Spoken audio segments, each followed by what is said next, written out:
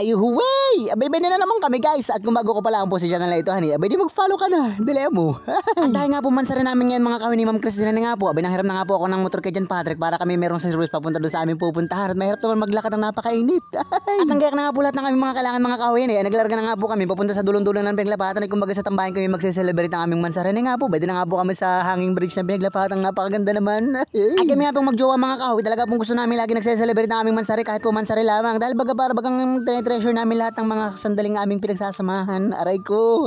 Ay, pero pag mansari nga lang po mga kahoy, kami lang pong dalawa na magjowa ang nagse-celebrate. Pero pag anniversary mga kahoy, nag-aakit po kami ng mga barkada ni para kami nagtagay-tagay ng kahit papaano, kahit kaunti lamang na pagkain hani. At makalipas nga po ng ilang minutong biyahe mga kahoy, ay sa wakas nga po, nakarating na kami sa dulong-dulo ng Pinaglapatan. Ay sakto mga po yung dating namin dito at naghihiba. Sabi di ibig sabihin hindi kami mabababad. Abay talagang pag nababad ka naman, ay nako naman pag hindi namutlaan kung ano sa iyo. Ay. At pwede na nga po kami mga kahoy at tatawid na nga po kami ng kauna-unahang ilog. Abay napakaganda pa nga ng tubig mga kahoy, napakalino para bagang naalala ko napakasarap manisi dito lalo na kapag gabihan eh. Ay talaga naman ay maguhuli ka na napakasarap na isda. Ay uy. At makatawid po kami mga kahoy ng kauna-unahang ilogan eh. Abay mula po doon ay kitang-kita na po namin yung tambayan para bagang nakikita ko mga kahoy na talaga yung bangko na baklas-baklas na hani. Abay kulang na nga lang po yung malaglag yung bubong na yun. Ay grabe naman. At dahil paibas nga po mga kahoy ay nung patawid na po kami na medyo malalim na parte ng ilog. Abay talagang kitang-kita mga kahoy na napakalakas ng agos. Ay kung talagang pahinahinaang yung paa ay talagang aanudin ka na nga laang. Ay talaga naman. At kung first time po ninyo itong makita mga kahoy, ay welcome po sa aming tambayan dito sa Pinaglapatan. Kung bagay sira-sira na siya mga kahoy pero mapapakinabangan pa naman po. Ang bawi na lang dito mga kahoy, yung napakagandang tanawin na talaga ng mga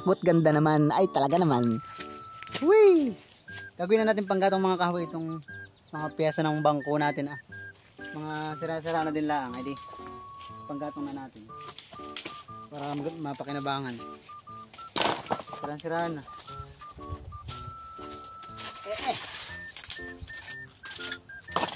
Gatong. Pero ito yung okay pa. Okay pa ito. At ang nakakalungkot pa dito mga kahoy, bato na nga laan po ay napagtripan pa. By the yung aming pinaglulutuan dito talaga dati ay isa na yung natitirang bato. Ay paano ko makakapagluto ng ganyan isa yung paglalagay mo ng kawali. Ay kaya nga ako naghanap na lang mga kahoy dito ng bato na may nakalagay na timan eh. Ay talagang pag namalipan ng dampot mo ay duguan ka pa. Mati. At dahil wala na po ako makita ang isa pang bato mga kahoy na malaki. Aba isa na nga lang po yung ginamit ko, bali dalawa na lang. At kumbaga balansehin na lang natin yung kawali naming maliit. At pag hindi nagkaigi ay di magluto na lang tayo sa bahay. Ay wag naman. At dahil nga po ng aking pag-ibig mga kahoy, hindi pa nga po nag-aagahanan eh. Aba ako dali-dali na nga po diyan naghahasin ng mga panggatong. At kumbaga magdidikit ako ng apoy para kami makapagluto na at ako bagay nakakaramdam na rin ng gutom kahit paano hani. Abay talaga naman. At gamit nga po isang palitong puspor mga kahoy ay nagdikit na po ako ng plastic diyan at saka ako binudburan ng himay-himay na kawayan at saka ako nilagyan mga kahoy ng dahon ng sasana tuyo para baga mas mabilis mag-apoy. Ay talaga naman. At sa wakas nga po, abay pwede nakapagdikit na ako ng apoy mga kahoy, talagang palakasan ng palakas siya. Abay pwede nang buhusan ng tubig iyan. Wag naman, sayang din. At nang matapos ko nga po magdikit na apoy mga kahoy, sabi ng aking pag-ibig na si Ma'am Christina abay kumuha na daw po ako ng dahon ng saging at kumbaga pagpapatungan namin ng mga pagkain na hindi pa naluluto at pagkaluto na, adi tsaka ako tanggalin yung dahon. Parang baliktad yata. At nang pabalik na nga po ako mga kahoy, pwede nga may dala-dala na ako malaking dahon ng saging. Sobrang laki nga mga kahoy yan eh. Abay talagang pwede mo na siya kumutin. Ay pag nilamig ka pa diyan, ay pag di ka bigyan ng baransina ay ano ko na. At dahil nga po malakas na apoy mga kahoy yan eh. Ay si Ma'am Christina po ay naghahasin na ng pagluluto na itong hotdog. Ito yung hotdog mga kahoy na may cheese eh. Para ba unang kagat mo bagay nagtutulo din yung cheese yung mamuti-muti. Oh, talaga naman. Ay. Ihop na agad yung isa. Reserve itong isa. Okay na to. At dahil nga po ready na si Ma'am Christine mga kahoy na maglutuhan eh. Abay nagsak lang na nga po siya dyan ng aming mahiwagang kawalin talagang napakalakihan eh. Abay sobrang laki nga mga kahoy. Abay kasya ang aldiyan ang refrigerator. Ay bakit naman. At ito talaga mga kahoy ang talagang binabalik-balikan ko dito. Yung napakagandang tanawin na talaga namang hihipanan mo na lang talaga yung apoy na yan para makapagluto na at magutom na. Ay grabe naman. At sa mga hindi pa po nakakalam mga kahoy, sabi nga po ng matatanda, mas masarap daw po ang luto kapag niluto mo siya sa kahoy kumpara sa mga sisilin-silin. Abay hindi ko alam kung bakit mga kahoy, siguro dahil sa usukan eh. Ay baka kaya gana yun. At dahil nga po ang aming mahiwagang kawali mga kahoy nagbabagan eh. Abay naglagay na nga po si Ma'am Christine din ng isang piso ng mantika at kumbaga magluluto na siya ng aming hotdog na talagang mga napakasarap naman yata. Ay talagang namumula-mula naman. Ay wey. At kung hindi lang po ninyo nalalaman mga kahoy eh, yan po si Ma'am Christine. Abay talaga naman po napakasarap na magluluto lalo na po yung mga nilagang pancit canton, yung mga nakimi. Ay joke lang. Ay pero sa totoo po mga kahoy si Ma'am Christine po ay talagang mahilig din po magluto. Yan, sabi ko nga po din kung hindi ka marunong maglutuhan abay di hindi kita sasagutin. Ay di wala kang juwang pugi. Ay ambong. At maya-maya nga lang po ng kaunti mga kahoy ayun po ang aming hotdog na talaga naman naninilaw sa gawa ng cheese abay pwede nagpapakitong kayo na yung ating quality dyan. Ay, bakit naman kaya? Ay, nung kabataan ko pa mga kahoy, talagang naman yung hotdog na yan. Talagang paborito ko po yan. Pero ngayon mga kahoy, abay hindi ko na paborito siya. Merienda ko na lang siya. At ngayon ako may edad ng mga kahoy ang gusto kong kainan talaga ngayon ay yung mga tilapiyang ganyan. Yung pirito, yung utak mani. Ito yung gitna. Ito na yun. Tado. Matilamsak talaga yun.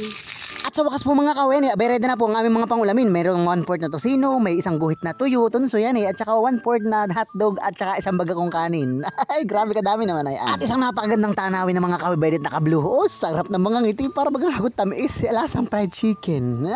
At bago nga po kami kumain mga kawen, dahil nga po si Ma'am Christine ay mahilig mag-design, nag-design nga po muna siya diyan sa aming pagkain para nga daw po magandang tingnan. Para bagang pag-design niya doon sa akin po, binigyan niya ng kulay. Aray ko! Ay! Bless us, O Lord, and this gift that which we are about to receive from your bounty through Christ our Lord.